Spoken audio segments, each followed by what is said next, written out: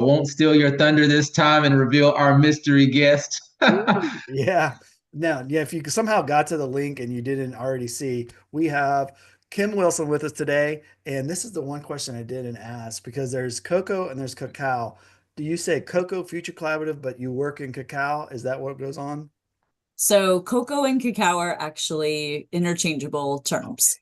So yes, so Either we one.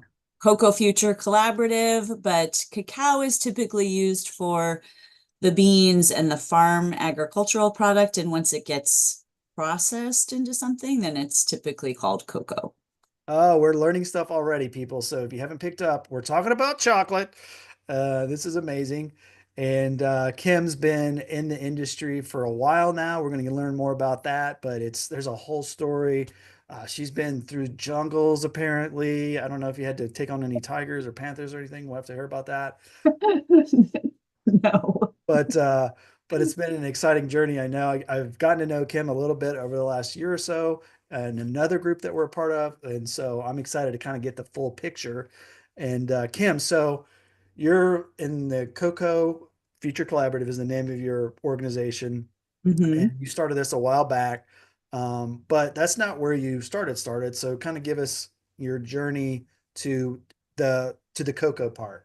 Like how Yeah. did you end up getting there? Give us a little bit of an insight. Oh, it's a fun one. So, have grown up in kind of business and in a Christian household, but in 2004, I was on a missions trip with my church and watching a carpenter build a set of stairs.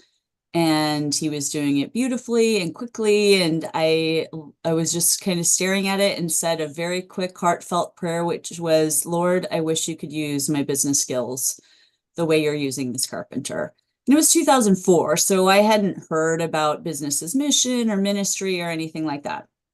But 2 weeks later, I was invited to a missions conference at my church, and they had a whole track on business as mission. And I was like, oh my gosh, it was like the first time in my life that the Lord had answered a prayer like so quickly and specifically. And at that conference, I met a woman by the name of Kim Dowse Edwards, who is still a close friend of mine today. And she was working with an organization called Repurposing Business, which is where Mark and I met. And so I went through their training program and started to just pray. And for the first time in my life, started reading my Bible for the first time in my life. Like I was like, oh my gosh, this, like if God was very real in answering this prayer. And so just started really seeing God in every aspect of my life. He'd always been there. I just didn't know.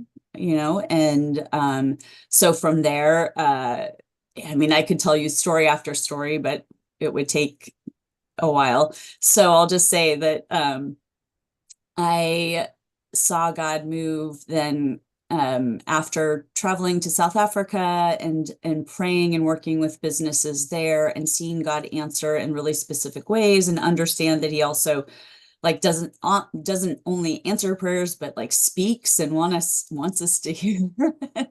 Then started to just apply it in my work. I was working at the world's largest winery at the time and was seeing I was managing new product development and seeing just I'll share this story because I think, if people are in a larger corporate setting and are thinking God can't work in those situations, even in someone that doesn't run the business, I think, like I just want you to hear this part. Um, so I was, leading new product development, and our project workload had doubled in the course of a couple of years, but obviously all the people that worked on that did not.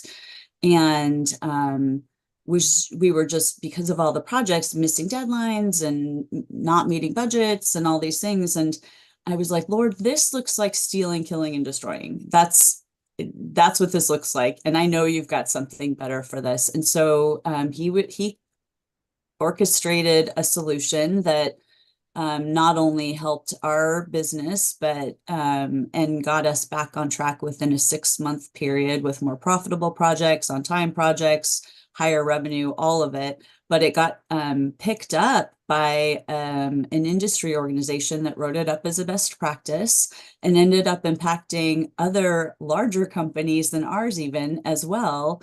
And so it's just one of those things where it's like, at least I didn't understand the depth at which the Lord cares for every aspect of life, and like just beyond our relationships and our health and our bodies and things that I was used to my church praying for. And so that was like mind blowing for me. And then after that, not too far after that, the Lord asked me if I was willing to lay down my career for him, and without knowing what was next. And after I was said, yes, I would be willing to do that, Lord.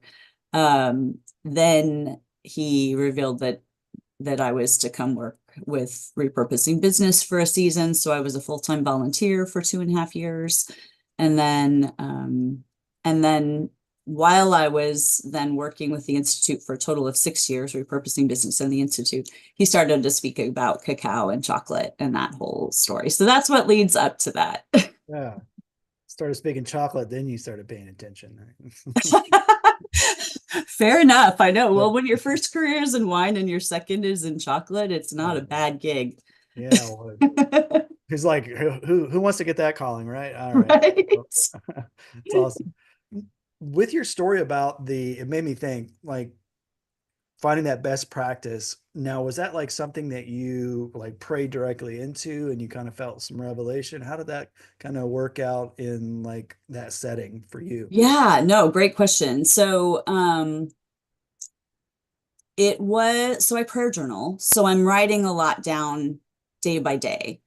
But in that situation, it was a mix of prayer journaling and then kind of just being back against the wall so I got back from South Africa and shortly thereafter needed to present to the board. And we had been working on this project, but didn't have like all of the really specifics in play because it was like a first presentation to the board.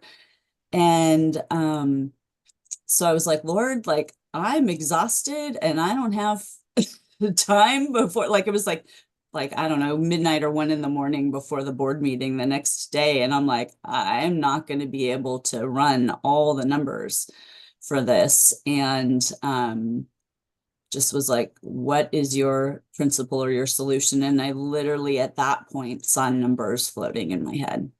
And I presented those numbers the next day. And even the COO was like, I have no idea how you got that approved. And I was like, and I said, I do. I said, the Lord cares about this. And, that he had known that I had just gotten back from this mission trip. And I was pretty open with my faith and what I'd been doing. So, yeah. That's amazing. And years later, I don't know if this is still true, but years later, someone told me that the one piece that like they had made, the organization had made tweaks to a lot of the things that we brought forward, but the one thing that hadn't moved were those numbers. Isn't that amazing? It's like came out of the book of numbers, bro.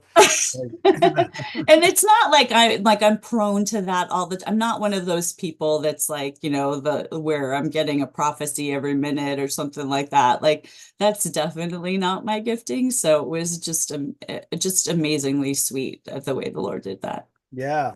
Well, I pub this all the time, and Dane's book, The Prayer Journal, because Dane also is in our group, but Dr. J and I, the journaling is legit, as far as like hearing about your business. And that's what this is for. And we talk about Dane's book because we're doing it every day. And like you said, you were journaling yourself regular. And I found that somehow writing really unlocks the voice of the Lord for me. I don't know if it's for everybody. I'm kind of a writer myself, but have you kind of seen that too? Like we can receive in many different ways, but I don't know, something about writing really clicks things in. Well, for me too, and Lynn Johnson says it well. She's like, God speaks to us in our accent, right? So if we're like, he knows how we best learn. And if he wants to get through to us, like he's the best teacher. So why wouldn't he adjust like okay, I know you're a writer, so I'm going to speak to like, I'm going to speak to you when you're writing things down, or, if you're a listener, I mean, sometimes he mixes it up. I do laugh that like, I'm not at all musically inclined, but for a couple of years, and every once in a while still, he wakes me up with a song.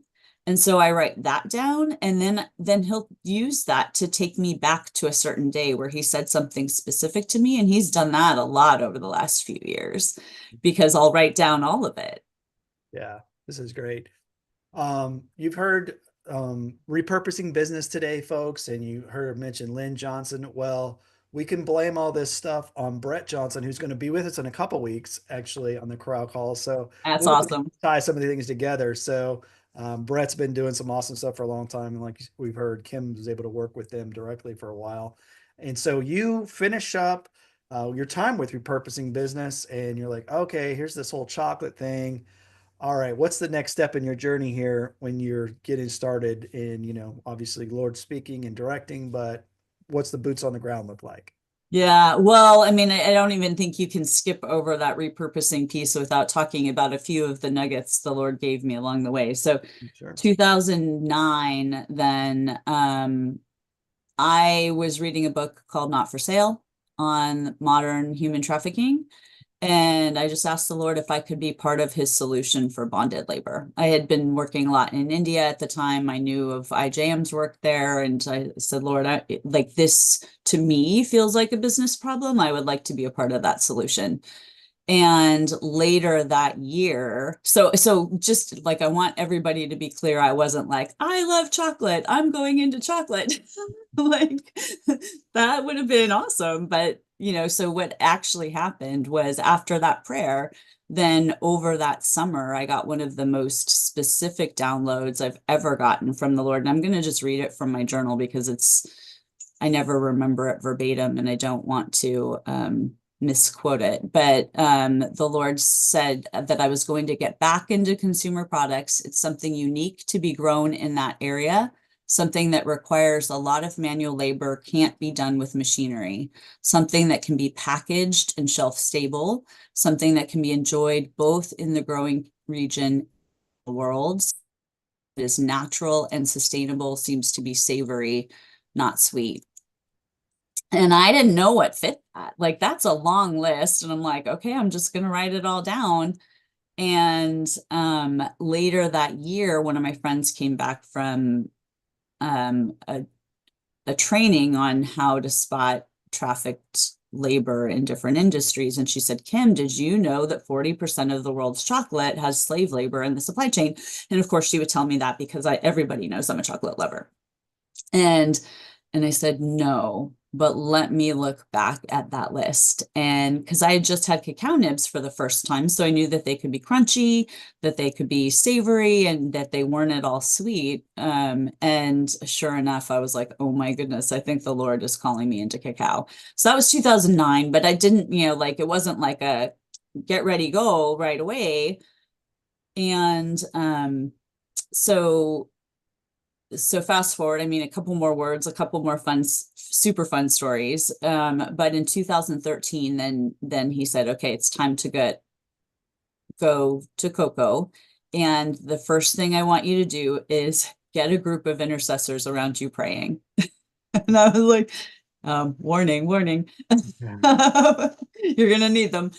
But it's good. It actually very much, when I thought of that, I was like, oh my gosh, this is like your 2000 cubit rule in spades, because it's like, you got a group of people just around, like helping you to hear, helping you to follow. And anyway, so that was the first assignment. And the second was to go understand the ground realities of cacao growers. And so that took, even though lots of people transition from wine into chocolate in industry wise. So I had colleagues at all the biggest companies. Nobody could figure out how to get me directly to a cocoa farmer because there's so many steps in between. And that's part of the reason that there's a lot of injustice and unfair wages, is because there's just so much separation between the two. And so, yeah, so I spent, eventually I networked my way, thanks to some folks in repurposing business, to a farmer, actually a food processor, a cacao processor in Indonesia, and they allowed me to travel around for a few weeks with them. And then I was already on the ground and happened to overlap with a roadmap on how to sustainably double cocoa production by the year 2020. This was in 2013. And so I was seeing the entire industry's approach, because they had just done, the same consultants had just worked with Ivory Coast and Ghana. So we're seeing like 80% of the world's strategy on how to deal with it. And my concern there was, we were looking at sustainably doubling cocoa production, and the number 3 nation, number 1 and 2, had already had similar. And so I was like, Lord, like, even if supply and demand still meet when everybody doubles their production, if the prices stay stable, their cocoa farmers are halfway to a living wage. Like, this isn't your intention. This isn't the life that you want for people. And so I just started like praying, like, Lord, what can be done? How do we improve things? And during that time, I sensed that it was to do more processing in farming communities. But nobody else wanted to do that, because it's, they've built factories elsewhere. They're quite happy with their cheap cacao prices, all of that. And so that was the first part of my story. And then I'll just, what was fun is, I was, so that was 2013. I spent some time in Ecuador in 2014, and then was getting ready to return to Indonesia to do kind of an experiment that I felt like the Lord had kind of been speaking to me about over the prior year or two. And I was at a prayer meeting just before I went, and someone came up to me and said, I see you working with women. And I just laughed, and I said, well, that's going to have to be God, because last year I sat in a conference with hundreds of cocoa farmers where one of the speakers said, ladies and gentlemen, and then corrected himself and said, lady and gentlemen, because I was the only woman in the room. And I went home back to my like little homestay situation in Indonesia that night. And I just cried out to the Lord, and I said, Lord, why did you send me? I get choked up about it now still, because it's like, it didn't make any sense why you would send me on my own with, like, I'm like, where's my 2x2? and into an area that is male dominated, but after, because it's like, I don't think, he just doesn't approach feminism and masculinism the same way we do. And so anyway, so that year, so I tell this guy that story, and then I show up and I say, hey, this is the experiment I want to run with a co-op that I had already met the year before. Are there a few people that can help me with this experiment? Let's meet here tomorrow. I'll pay them. And the next day, 5 women showed up. And I was like, I have, like, you have little faith, right? Like, someone had already told me, they prophesied that over me. But I'm like, what just happened? Like, I've only met one female cocoa farmer before now. But it turns out when you transition from farming to food production, you transition to what is culturally men's work into culturally women's work. And I realized after that by exporting cacao for at least the 500 years that we've been doing it, we collectively, not necessarily the US, but that we unintentionally cut women out of the supply chain in that case. And so that, I don't know for sure, but it seems like that could be one of the reasons God sent a woman. Yeah. For sure. So anyway, so that was kind of the beginning of our story. And then it's morphed and transitioned, and, it's clear, I'm grateful that the Lord has spoken so clearly about some of these things, because otherwise I would have just given up by now. Right. Yeah, that's something that I had a mentor of sorts that talked about the different levels of revelation that we would get in life. And like the clearer it is probably because the harder the journey is going to be. Yeah. Right. Because you have to go back to that and realize, yeah, God did say this. And if it wasn't for him inspiring me to move forward, there's no way I'd stick it out. And Right. yeah, so that's a big thing. Like he knew what you needed to sustain the journey. So that's so cool to hear those testimonies of prophecies and all that journals. It's just amazing stuff. I wanted Yeah. to let everybody know, obviously we love other questions and stuff. If anybody has one, you can drop them in the chat, and I'm sure Kim would love to fill in there as well.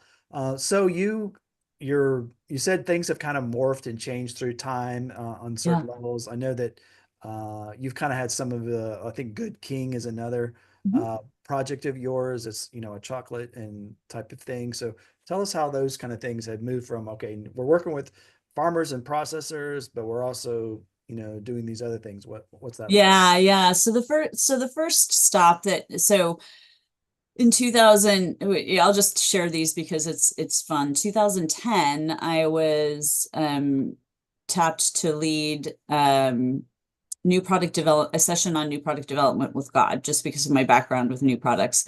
And the Lord that morning was like, I want you to share your chocolate example. And I was like, no, that's just between you and I. Like, and I didn't win that argument. And it was like, no, you're going to do it. I'm like, okay. So I shared, if God were to, introduce or invent a chocolate brand today, it would be good for your heart. It wouldn't have any slave labor in the supply chain, and it wouldn't melt in India, because I was on my way to India at the time. And I was at that presentation happened in South Africa, but India is very warm. And so they do a lot of additives in their chocolate that makes it not very tasty. And little did I know that, 5 years later, I would be introducing a product that fit that description. So 2012, when I was praying, felt like I saw a picture. The Lord gave me an analogy, and I later understood it was how to shell a cocoa bean while keeping it whole. And so I was working with the women on a product. And so I first started this as a business, where we were doing a product called Snacking Cacao. It's all of the same ingredients as chocolate, but in a crunchy snack that doesn't melt. And Dr. J, for your wife, the number one thing that people like, because we don't have infinite food calories, right? Like if we eat something new, we have to swap something out. And in this case, the thing that people swap out the most often is potato chips.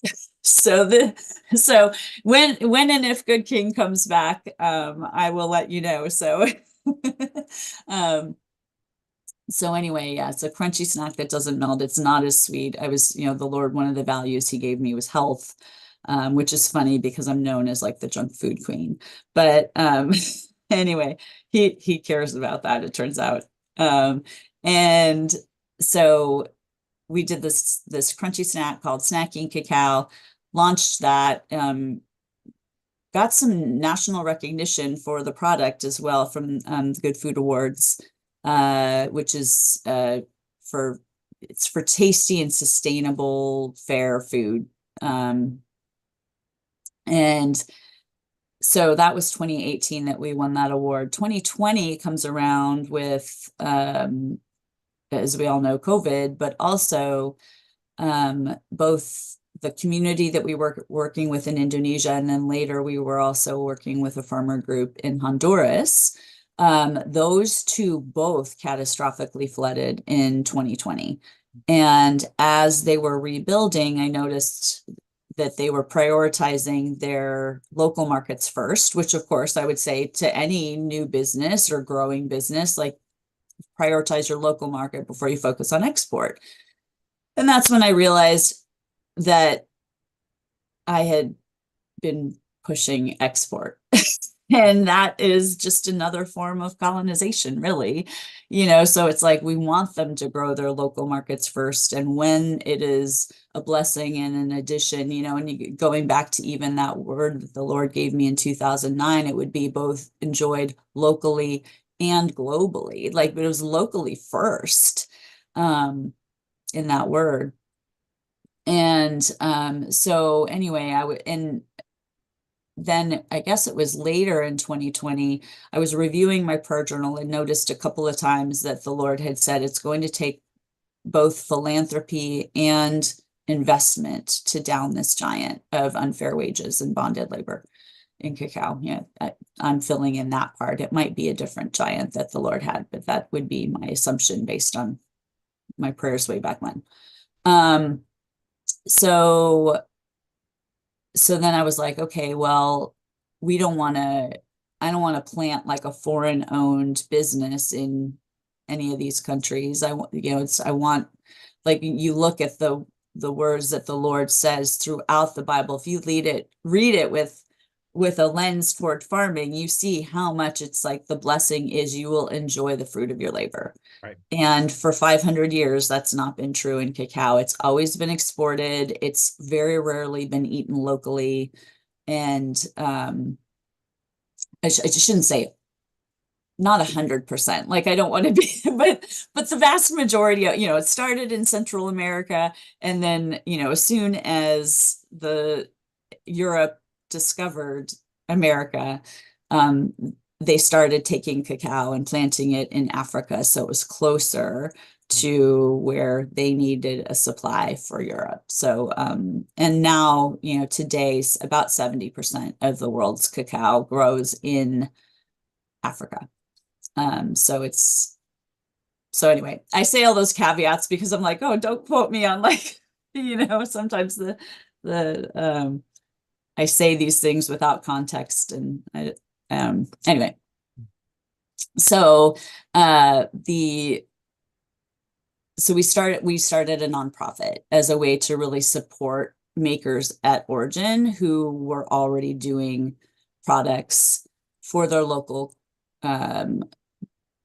area, and then we're ready to grow internationally, and just trying to level the playing field for those makers here. So that nonprofit started in 2021, and we've been working now with about 25 to 30 makers in 15 countries around the world. And part of the reason that that's even possible, I mean, we are at an inflection point for craft chocolate. You think about, like, before there was only big beer, and then there was craft beer, and before there was only big coffee, and then there was craft coffee. So chocolate's a little bit late to the game, but that's kind of the thing. And the reason that it's even possible is because all the machinery, chocolate is a highly processed food, and all of the machinery was only available in these like massive scales for these global multinationals. And now it's come down in size such that people can, make chocolate out of their kitchen if they want to, with a couple, usually more than $1,000 US, but needed for that machinery, but it can happen. So anyway, so that's how we're excited, because it just is really a pivotal point in the industry. And especially now, with those of you that have probably heard, cacao's been in a record high price on the commodity market as well. And that is not trickling down to the farmers the way we would hope yet. Now, could it still? I hope, because, when you start to first see those massive swings, like the commodity market is very volatile. And so for the most part, in that really quick volatility, traders on the commodity market will take that differential. Now that it's been there for a few years, hopefully the farmers will be starting to earn more income, which will uplift the farming communities, but we haven't seen that happen consistently yet. Right. So. Well, Luke had a question for you, and it says, how much have you been confronted by high-level corruption, and how did you deal with it, if so? Not a ton, gratefully, but I'm not sure how high level It is, Luke, but we did have one situation in an export in Indonesia where bribes were requested. They weren't called that, of course, but we had to get the the US government involved and get that straightened out. So but other than that, I am not aware of facing that head on. I don't know though if the cooperatives we work with are facing things that they don't tell us about. I mean, I've made clear what our stance is on those things, and there was times where they, like where licensing was in play, and I said, no, we need to wait for it properly, and they were like, there's a way we can get it, and I was like, let's not do that. So yeah, that's my answer there. I was thinking, if I may, I was thinking about mainly the government or local government, and especially by my experience in Africa, where they try always to be not involved and then financially rewarded. Yeah. But authorization and whatever they give. So if you want to change the attribution of a piece of land, you have to go to them and you have to pay and you have to. So I'm talking about that kind of. Yeah. I have a practical example, but I don't want to go there. When I have a friend that was a student in the class, and he's working like 500-acre of production for cacao in Africa.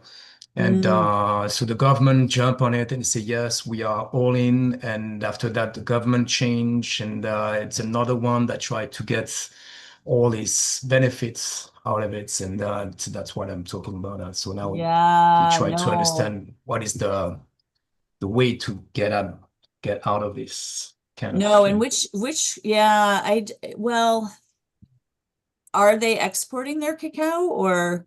Not yet. They have very small production on their own, which is their own property. Because he's African, she's Swiss, and they live in Switzerland. He's a teacher in biology, and but their project is to make something bigger and to impact the community. I haven't done work in Africa. I would, from those that I've heard in the collaborative and beyond that work in Africa, making sure they're aligned with the right government officials that are hopefully honest is tough. But it's not an enviable position for sure.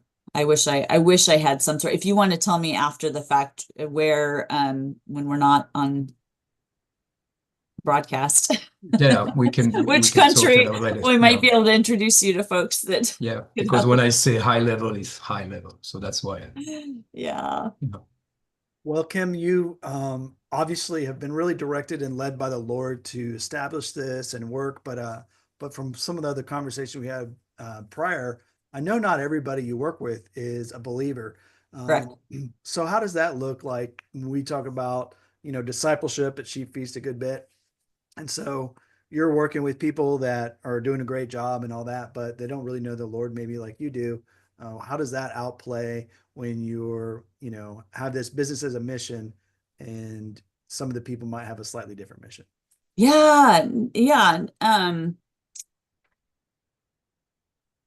True. Although I will say from a values perspective,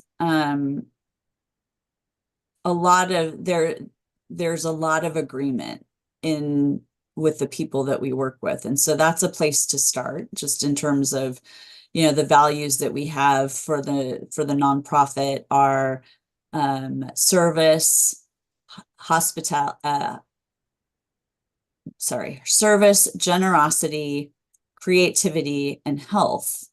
And so those are things that, the Lord gave me as values for the business and for the nonprofit, and things that are very easy to kind of come into agreement with as a larger group.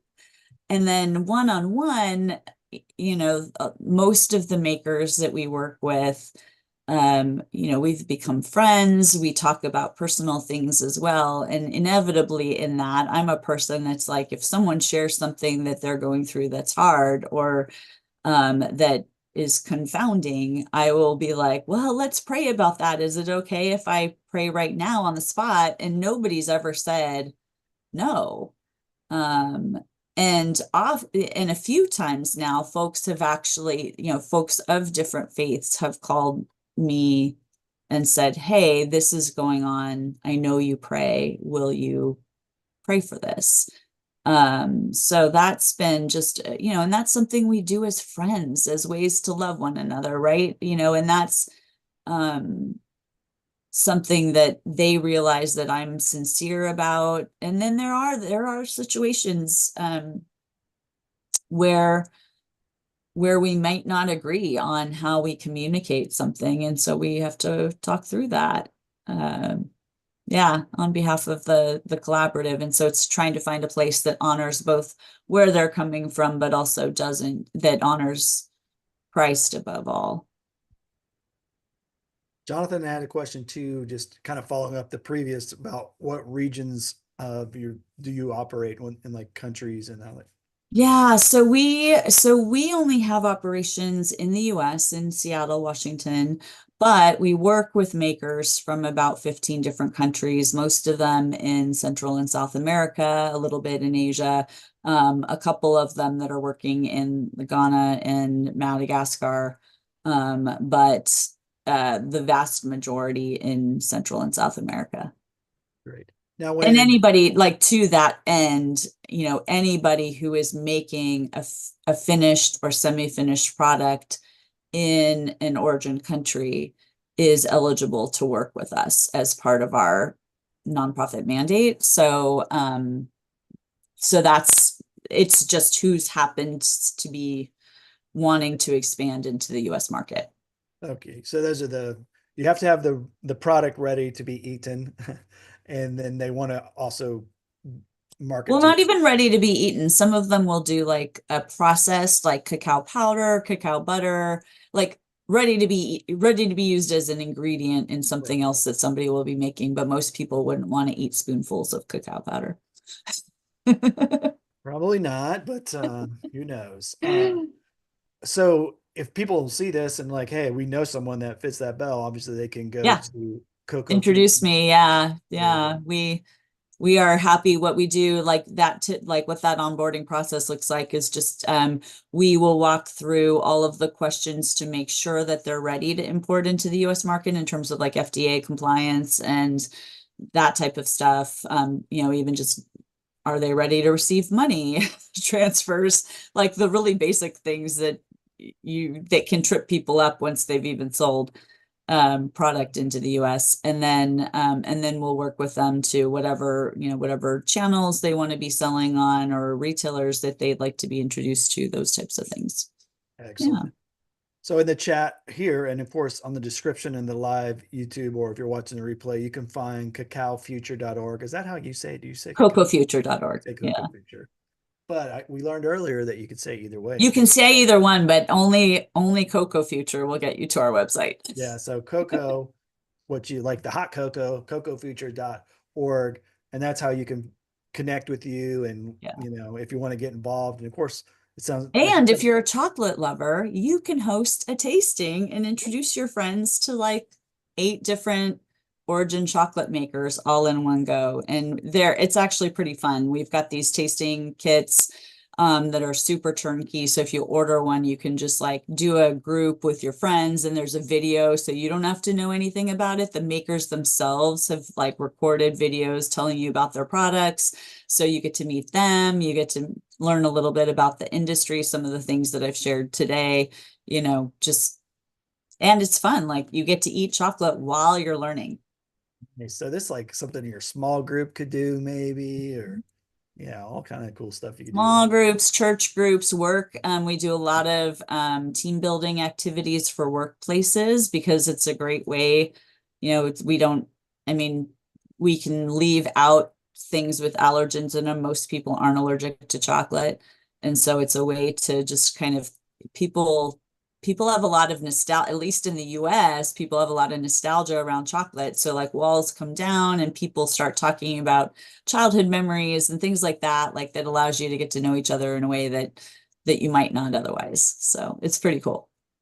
And you mentioned philanthropy. So I guess there's a way if people feel like, hey, God's called me to help out with this, they can also donate, correct? They can, yeah. We're a 501c3 nonprofit, so they're welcome to donate, and that all goes to creating a level playing field for the makers here. We do everything from making sure that they're searchable online and legally coming into the US and connected with all the folks to continue to sell their chocolate. Yeah. Beautiful, beautiful. Dr. J, I always like to throw it to you to see if you have any comments, questions, responses. Man, oh man, I'm just, my mind is blown, and I'm very encouraged as a entrepreneur myself, and to all the other entrepreneurs out there. And even if you're not an entrepreneur, but God has called you to do something, just hearing your story, Kim, my goodness, it sounds like you started at like 5 years old. You don't, you don't look. You look so young, and God has used you in so many different ways to accomplish so much, and to just literally to bless the nations. So more so than anything, I just wanted to take the time to say thank you for your time, thank you for your encouragement, to all the men and definitely women out there. We have to have you on again because I would love to just hear more about your experience as being that woman in the sea of all these men and in the industry, and speaking specifically to the challenges that women face. I think about my mom. I think about other individuals that I know. I'm getting a little bit emotional. That they know what they know, but they don't feel like they have a voice, and they feel like they have to kind of fight, for everything that they're trying to achieve and accomplish. So I would love to have you back to speak to that specifically, because I know that could probably take a whole another hour. But maybe I'll just leave, if you I could. will say one Yeah. thing with that, because I was asking the Lord, we do frequently, because so many of the makers we work with are women, and often maybe the first bean to bar maker in their country, even as a woman, and even in situations that aren't typically where there's more machismo. And one of the consistent things that I've noticed, and I want to share this because especially from a discipleship standpoint, this is huge in a place where everyone can support, is in every situation where I've seen a woman break major barriers, whether it's my friend Ayu in Indonesia, who's leading a very large co-op as a woman, or whether it's my friend Marlene in Honduras, who was one of the first women in the coffee industry there. In every situation, there has been a very prominent and supportive male advocate that would not only open doors for them, but also push them to places that they didn't think they were capable of. And I think that's a huge part that gets kind of unsung in women, in a lot of women's stories, and these women in particular, I would say, like, they say that they're like, I'm like, who was your biggest supporter as you got here? And it was, their parents, of course, and like family of origin telling them they can do anything, but it was also like all of them point to at least one or more men who have advocated for them. And that's something that from a discipleship standpoint, and from what you guys do at Sheep Feast, is super powerful. And so even just creating that space for women is huge. Awesome. I love that, because it makes me think of God's design for men and women to work together. You think about that in a marriage relationship, Yeah. you know, it's they work together and they bring out the strengths and you know, help with the weaknesses that we all have. So yeah, it's like God's called men to help women and women to help men. And so that's a beautiful picture of that when we step into the role that we're meant to play, and then God can do amazing things through that. So Yeah. we're super thankful that you've stepped into your role, Kim, and are leading the way in an awesome. And I know Brett, it would be one of those that has probably helped you Yeah. push you forward as well. So He sat me down because I was like, but I was at a church where they were like not where women weren't allowed to be pastors or in leadership roles. And he had to sit me down the first time that he asked me to lead a missions trip to India. I was like, am I allowed to do that? You know, I didn't think I was, but yeah, no. And that's the thing that I think is so beautiful about what the Lord's doing through the collaborative is it's because it's not like, I'm not saying, oh, it's all about women now. It's men and women working together. And when we work together in the industry, that's where we see the thriving. And whether that's industry or family or church or wherever community, it's beautiful. awesome.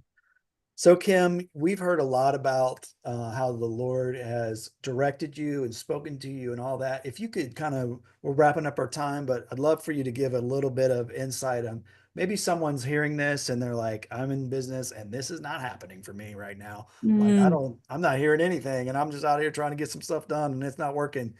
What would be some advice to someone like that that's in the business, they love God and all that, but they don't have that testimony where they just seen God show up? And essentially this whole episode is a 2000 cubit rule because it's like your testimony is again and again God's making room for him to show up. But what would your advice be to someone maybe in that position? Such a tough question because I do feel like I go through seasons where I'm like, I just don't feel like I'm hearing him.